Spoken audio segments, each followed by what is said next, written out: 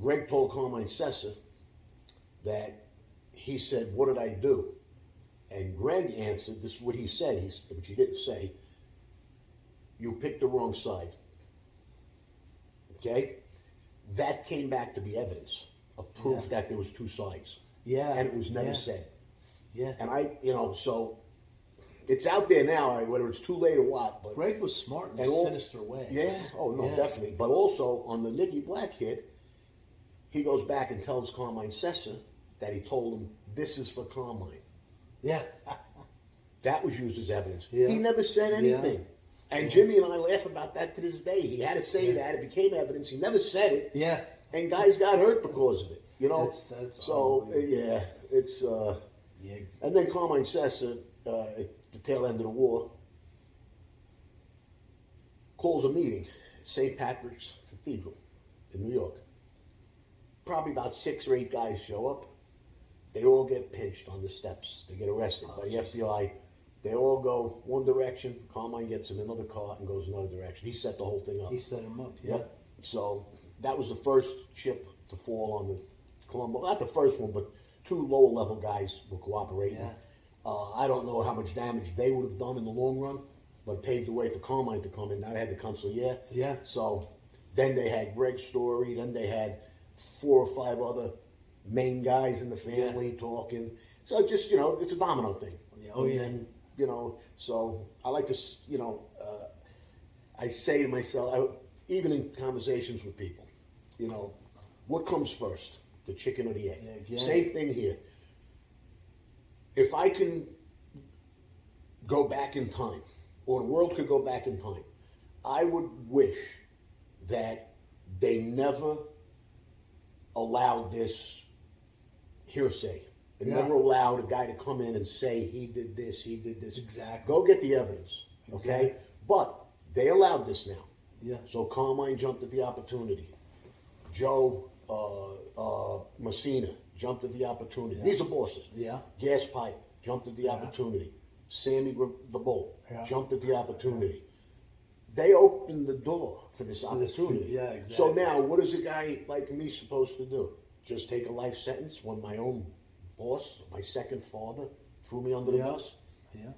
It's hard to swallow. That's what you So said. you go make a deal. You go make a deal. Yeah. And, I don't know what else anybody could expect after hearing all that. And then finding out your boss knew about Greg all those years and they let him live. Absolutely. And to read the paperwork that it's amazing he that was, the boss knew about it. Yeah. Well, if you think about it, here's the motives. First of all, he was able to kill without ever having to. So they hired him. They kill. That's right. Give the jobs to Greg. He never gets pinched. Yeah, exactly. Okay, he was a heavyweight earner. And years later, I was trying to do research, whether it was my book or just curiosity and different things. And one of the attorneys on our case wound up marrying a co-defendant of mine. Wow. That's a friend of mine to this day. And I'll never forget, we knew he was bad. Now we knew for 30 years. Yeah. But when Ali told me he knew, he said 20 years. So we knew about him for 20 years. So I said to myself, there had to be a big event in that time frame. And what it was, there was a big IRS case coming against the upper echelon of the Colombo family. 8 guys or so, and Greg was one of them. So they go to court. The first day in court, they do their talking, whatever, and they put it they put it off. They do all the time. So 3 weeks go by, give or take. They come to the second meeting. 7 of the defendants are there. Greg isn't. Okay. They call it off again. Month goes by. They come in again. 7 of the 8 defendants are there. Greg is not there. So they have to call it off again. Yeah. Another month goes by. They all come in again. 7 of them are there. Greg isn't. They throw the case out. What was this, a negotiation by Greg all this time? So I got to believe that Junior knew something was up, but he said, hey, he saved us. What do we care? Oh, yeah. So he sort of got a pass. That's then right. they used him. Then they used him to kill and make money. And he was a machine at both. Yeah, that's why I was asking you originally. I know it's a rule that you're not supposed to, cooperate or work with the feds. But is it a smart rule? And I I think about it this way. You compare it to like the cartels. Yeah. The cartels in Mexico and South America, a lot of them are the federales. You know, they work together. Yes. So would it have been better with Cosa Nostra to work with? Well, Because the politicians are corrupt. I mean, you have a great of course, quote about politics. And how do you define politics? Well, if you break the word up, Yeah. to Greek, Yeah. poly means many. Yeah. Ticks, blood-sucking insects. Blood-sucking insects. So that's what they are. And you mentioned war. Yeah. You know, you mentioned the mob wars. Yeah. Well, 5-star General Smedley Butler said famous quote about war. He said, "War is a racket." So I kind of think of the government as kind of an extension of it is corruption.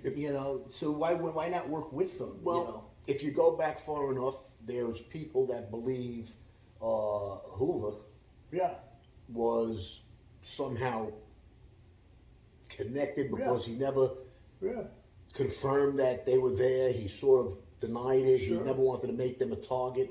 As soon as he was out of there, as soon as it became a thing, they had these hearings, and eventually they were public enemy number one. And it wasn't Kennedy, Robert Kennedy was a big problem. Yeah. And he stabbed them in the back because the Kennedys were put there by the mob guys. Yeah. You know, so it's a lot of that. Greg had told me some things about the government, and in hindsight, I can see it now. But he's not the only one. Yeah. You know, Whitey Bulger, we know that story. Yeah.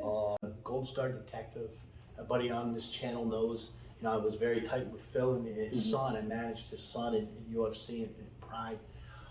He told me, he says, if you want to be a gangster, best thing to do is have a badge.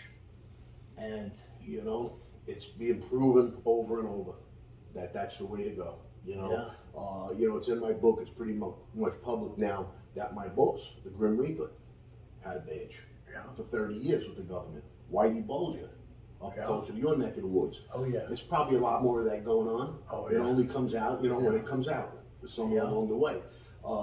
But that's the best advice to give a guy that wants to go into a criminal life. Get a partner in the feds or the police department. Yeah. Probably the feds, the FBI, they look for that type of thing. So, Yeah. But and then what did Carlo Gambino say? He said the difference between me and a politician is I don't need a license to steal. Yeah. I love that. This is Carlo Gambino, like the old quiet Don, Oh yeah. from the past. But he even knew, it's just, it's almost a game at a certain level. And that's an interesting point too. You brought up is Carlo Gambino, and the way that the life you when you got started is supposed to be secret society. And do you think it's kind of come back to that? Because you don't hear so much about guys in the limelight. Well, I don't think there's anybody out there of the same stature where the media wants to follow them around. Yeah. Like some of them, think of those personalities. John Gotti, the list. Sammy, Greg, the Grim Reaper. You go on and on back that way. But from the 90s on, there's no names. There's people that you never heard of. And that wouldn't be there if it wasn't that it crumbled. Yeah. So I don't know if it's, but I think they're changing the rules a little bit. I think, I've heard some things like they're trying to back off the killing, which I had said for a long time, it got too easy to kill. Yeah. And that causes a lot, obviously, problems. It's a life sentence and sometimes a death penalty, depending on the circumstances. And most guys ain't not gonna accept it. Yeah. So I had said just keep beating them up, and eventually they'll leave on their own.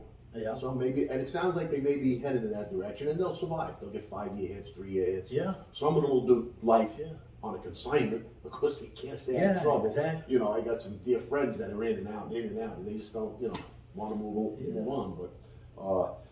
But yeah, going back to the badge, it's in my case, there was a ton of corruption on it. Oh yeah. I would never mention names because I'm not looking for trouble with them. They know who they are. Okay. There was an agent or more. There was, prosecutors. Who knows how high it went up? But they allowed a corrupt agent to get on the stand and lie, right? And lie. Yeah. And just let him talk like he was, meanwhile he was in bed with my boss. Yeah. They were together, so and there's guys doing life. It's changing a little now. Guys are getting out, they're winning appeals. There are some changes in the law that they have some hope. But, you know, I got a friend of mine, Mike Sessa, who's in for about 33 years already. His brother, Carmine Sessa, was the consigliere who ratted on everybody. No. And he, you know, got his couple of years and went on when they were through with him.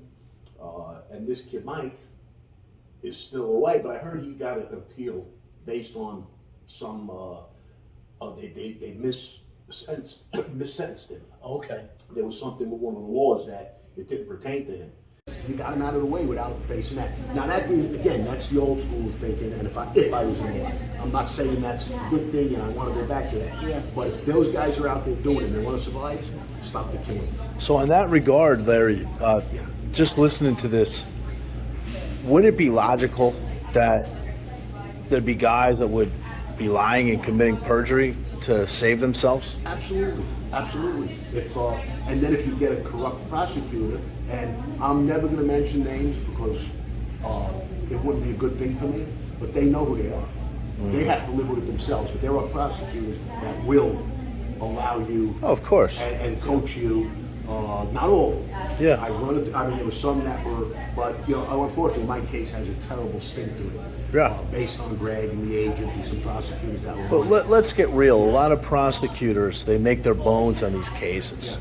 And you're dealing with guys that are trying to save themselves. Right. So it's the perfect storm for perjury. Well, let me ask you this question. A lot of positions you have to put in 20 years, like a fire department, civil servant.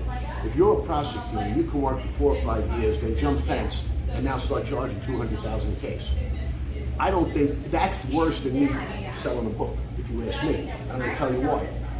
These prosecutors, when they're up there, they're saying, use me, Larry Mazza is reformed, he's a good guy now, he's telling the truth, he's doing a heroic thing. They go on and on and on. 5 years later, that same prosecutor is saying, Larry Mazza is trying to help himself. He's a liar. You can't believe him. He's facing life. So, it's a conflict of interest. They should not be allowed to go from prosecution and jump the fence. Maybe 20 years later, when all the cases are different, and there's different witnesses and there's different criminals, but there were guys that were prosecutors, and now 2 years later they're representing the guys that prosecuted, or the guys in the same circle. Our judge took himself off our case. You know what? It's in my book. He said, I've been on so many Colombo cases that I feel like an honorary member. He says, and you can't get a fair trial with me. He said, I think you're all guilty. I'm recusing myself. And he took himself off, and then we wound up with the one I mentioned last night that made that ruling earlier on about the fire department, and then 10 years later he sentences me. So. Why do you think you were able to survive these brutal mob wars and everything else happened? Was there something about you as a person, an element of luck? Or? Well, I'm not going to say luck. Does Larry Mazza have a point? Is the king of Connecticut correct? You know, a wise man once said, if you want to be a gangster, you get a badge. War is a racket, ladies and gentlemen. Arguably, our politicians and these prosecutors who are upholding the law are worse than the gangsters. They're worse than the mobsters. You go to the old country, you go to the old school Italians in Brooklyn, and they'll tell you that the mob has helped out in the neighborhood. Politicians are not elected to change things. Politicians are elected to keep things the same. This has been another edition of Mob Chats.